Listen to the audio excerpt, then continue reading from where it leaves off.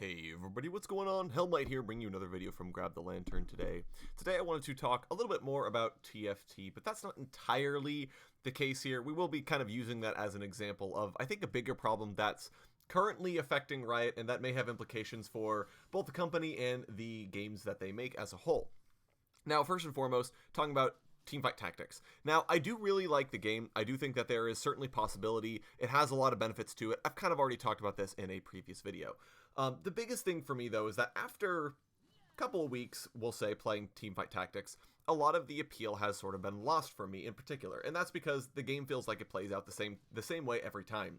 You sort of draft champions, maybe you get lucky, maybe you don't, but a lot of the game ends up being out of your hand. There are certain right decisions to make, there are certain wrong decisions to make, but at the end of the day, it really does feel like you're at the mercy of the RNG, and to me, that sort of limits how much time I feel like I really want to spend playing the game and how much energy I'm willing to invest in getting good at TFT, because to a certain point it feels like, well, that's not really a possibility. TFT, you're either going to win it or you're going to lose it based on the RNG.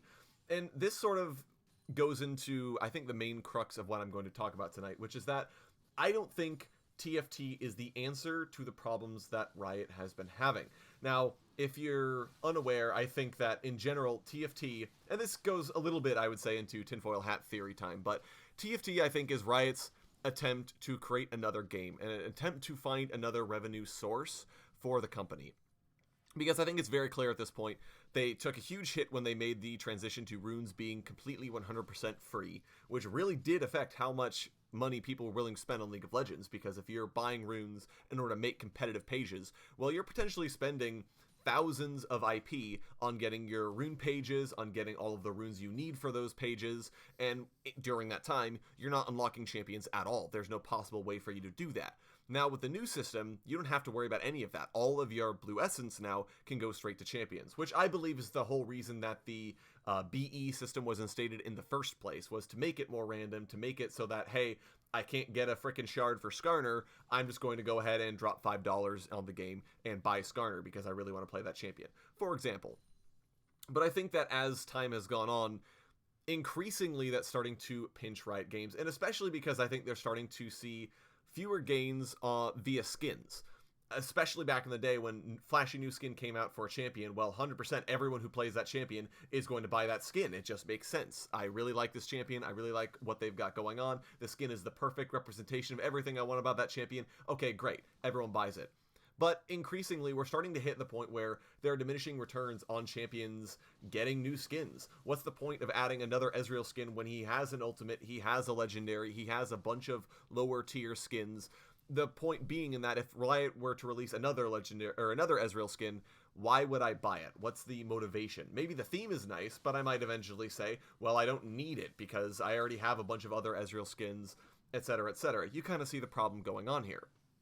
And I think that's why, increasingly, we're seeing Riot create alternative means of revenue generation, and especially going into the whole Little Legends thing, which I know a lot of people have complained about how you can't buy the Little Legend you want. Outside of the initial beta quest that we've all got, that allows us some flexibility in which Little Legend we actually want to use, besides that, there is no possibility to pick what Little Legend you want. You buy an egg, and you hope it contains the first Little Legend that you want, and second, the variation of that Little Legend that you end up wanting. And a lot of people have kind of talked about this. A lot of people have talked about the event passes and how those really make you grind on the game. And in general, people are not very happy with the things that you can do with RP nowadays. And I think that that's directly contrary to what Riot have said previously, where they've said, basically, we want to make it so that most people don't spend a dime on our game, but if you do end up wanting to give us money, that you feel good about spending money on the game, and that whatever you bought, you feel good about. And increasingly, it feels like that's not the case anymore. It feels a lot more players are saying, wow, that was a total waste of time. All these boxes that I'm buying aren't giving me the thing I want, and that just makes me feel bad. You have to save up so many gemstones, which are hard to get, so if I want this exclusive skin, I either have to buy a bunch of boxes, or I just have to content myself with never potentially having Hextech Annie or Hextech Malzahar, or what have you. And so I think all of this, though, is because Riot are attempting to find new revenue streams for League of Legends, but they don't really have that much in the way of things that they can do with the game at this point. They're sort of run out, which to a certain extent I think Riot is leaving money on the table. I think things like announcer packs, map packs, things like that, Riot could certainly market. I would buy the Kane and Ross announcer pack in a heartbeat if it came out, because I loved that announcer pack. But instead of doing that, they've opted for more of these sort of seedy microtransactions, I would say. Things that you don't normally see reputable games do. And again, I think it's because League of Legends is starting to sort of tap out on what it's got. And I think that Teamfight Tactics is Riot's first real attempt to come up with a different game, a different something to attract players, to try and capture the same feeling that everybody had when they first started playing League of Legends. The difference, though, in order to bring it all back around, is I don't think Teamfight Tactics is deep enough. Even if they add new characters, even if they add more little legends, different map packs, I don't think that the game has enough going on with it. I don't think that the game has enough flexibility or enough interest or enough changes in order to make it feel interesting. When I play a game of League of Legends, almost every game is going to be different. Even if there is a certain meta champion that everybody plays, guaranteed if it's not banned. So Yasuo, for example, he feels like he's in every game that you play if he's not a banned character. Even though that happens, different games go out the different ways, because you have 10 players, they're all playing different champions, they're all playing in different ways. Sometimes you see interesting builds that people don't normally go for because, hey, maybe that works. And it feels in general like there's a lot more you can do in League of Legends to flex things around. Now, maybe this is just me, not being a big Teamfight Tactics fan. I'll completely admit that, hey, maybe that's the case. But in general, it does feel like there is more going on with League of Legends than there is in Teamfight Tactics, and that in general, Teamfight Tactics longevity will not be very long. And it would also make sense too why Riot recently killed Nexus splits, saying, oh wow, players aren't really playing our game, so we're not going to bother continuing to develop it, but then pushed Teamfight Tactics to live without even bothering to say, we're going to beta test this to see if there's an interest. They just straight said, we're making this game. And this is sort of tinfoil hat theory again, but it does kind of feel like this is Riot saying, we just need to get something else out the door that we can monetize, which I think is the wrong way of going about it.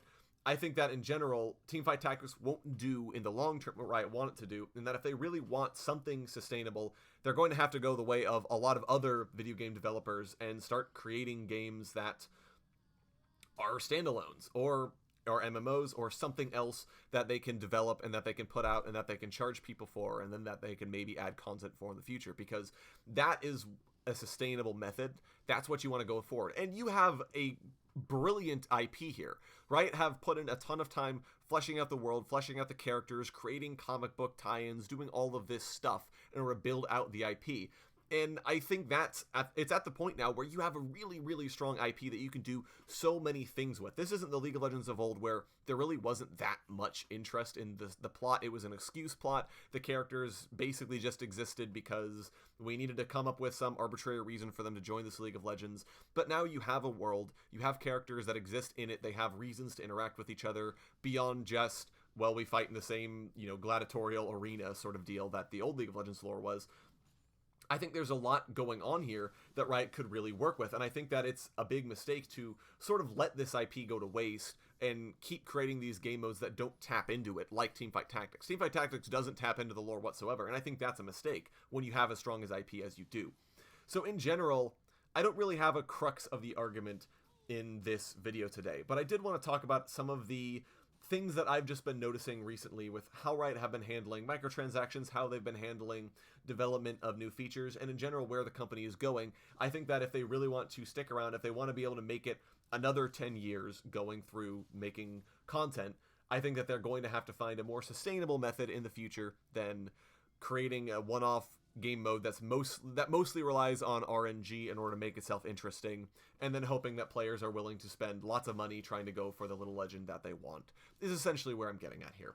But let me know what you guys think of all this down in the comment section below. I know this is probably a lot of tinfoil hat conspiracy theory stuff going on here, so let me know what your guys' thoughts are on any of or all of this down in the comment section below. Would love to hear your opinions. If you enjoyed today's video, go ahead and leave a like, and if you really enjoyed today's video, consider subscribing. I put a video every Monday, Friday, and on patch days as well. Once again, thank you guys so very much for watching. I do appreciate it, and I will talk to you all later.